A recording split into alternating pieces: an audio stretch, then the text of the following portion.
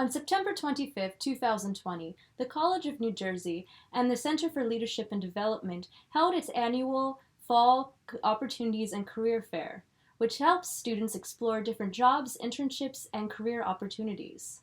But unlike other years, it was all held remotely through the Handshake platform.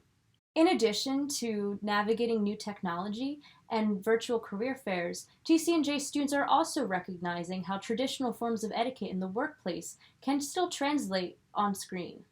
The main challenge with the fair this fall compared to especially our previous falls is the fact that since March, we've been waiting for guidance from our Handshake platform, who is the vendor that we use, of course, for the recruiting system. Employers that might have not previously recruited are now adding those positions to Handshake, selecting TC&J as a school that they might be interested in because they're not limited by the physical attendance of coming to campus. So you sign up and then you can go down a list and then look at certain info sessions or one-on-ones that were available, and then you sign up for that specifically. I didn't find it not user-friendly. I just felt like it was something that was new, but it wasn't like hard to navigate. They're trying their best. You could tell that they were new to this too, especially for people who have been recruiters in the past. There's not as many social cues and in-person like facial cues that you'll be able to see when it's face-to-face. And even when you go into the fair, it's usually one-on-one with one of the members. But this time, for two of the ones that I went to, was just more info sessions to say, oh, this is how you can apply to these businesses. And that's about it. You're in a Zoom room, or effectively similar to a Zoom room. So it's very much one-on-one. So it's a very unique opportunity. And that's something that I think, again, something that's a positive, because how often do you get that opportunity? So it's important to have that strategy too, going in not just to this fair, but when you think about how you're connecting with others online. I have spoken to people in so many industries, and know from healthcare to legal to small businesses. And the one thing we all agree on is that virtual meetings are here to stay. Another one is expressions, more now than ever. When you meet people live, there's a warmth that can be established. Mm-hmm. We don't necessarily have that in a video conference.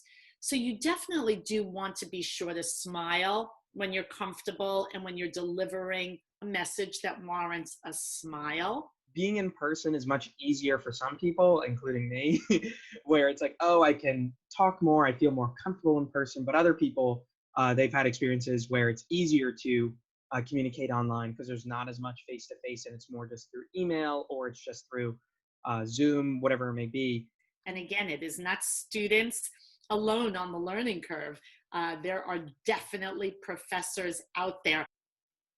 I mean, just being online for school has kind of helped me learn how to navigate and how to communicate online without being in person and without ever meeting the person. Some of my professors I've never met before, so it's more just, oh, hi, my name is Ferris. I'm here for advertising, blah, blah, blah, blah, whatever it may be.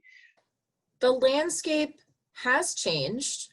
A lot of organizations had to figure out, how do we manage this remotely? However, when it comes to networking in an online setting, the fundamentals stay the same. So while the medium has changed, you still need to be prepared. You still need to do your research. You still need to think about the impression that you're giving. And depending on what you're studying, what your interests are, what your career goals, consider the fact that there are job functions in these different fields across industries. And that's something that's really important to remember, because that can multiply the opportunities that are available to you. The worst thing that they can say to you is, no, we don't want you to work for us. They can't be like, oh, we're going to blacklist this guy. Like, you just have to try. And the more you try, the more options will open up. For some people, strong communication skills come naturally. For others, not. But like so many skills, whether it's piano playing or dancing, you can learn the techniques, practice, and then come off like you are the only candidate for that job. For Lions TV News, this is Nancy Bown, signing off.